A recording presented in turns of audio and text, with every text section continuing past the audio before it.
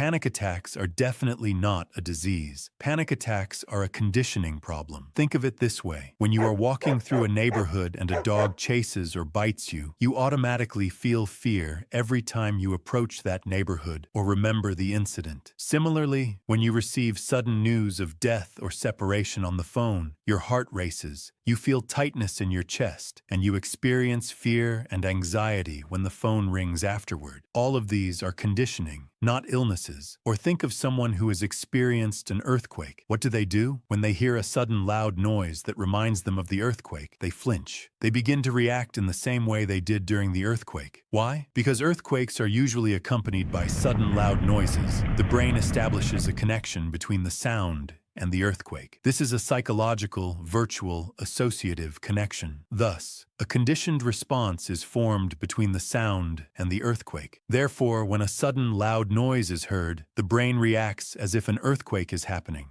This is actually a protective response. The brain has recorded the event. Yes, such an event occurred, and it was accompanied by a sudden loud noise. Therefore, it could happen again. Since the brain's primary function is to protect us, it tries to protect us by making us react to such sounds in the same way we do during an earthquake. In fact, panic attacks are also a program stored in our subconscious, and their primary purpose is to protect us. However, due to our incorrect information and the misconceptions it leads to, we fear this program that is trying to protect us. Because humans either fear what they do not know or fear what they have misunderstood. If someone had told you that a mouse was a snake, you would react to seeing a mouse as if you were seeing a snake. Is the reason the mouse itself, or the perception of a mouse in your mind? Of course, it is the perception of a mouse. What is real for a person is not the events in the external world. It is the perception formed in their mind. Humans do not react to the reality in the external world. They react to the perception of that reality formed in their mind. Perception is created by knowledge. Wrong information creates wrong perceptions, and correct information creates correct perceptions.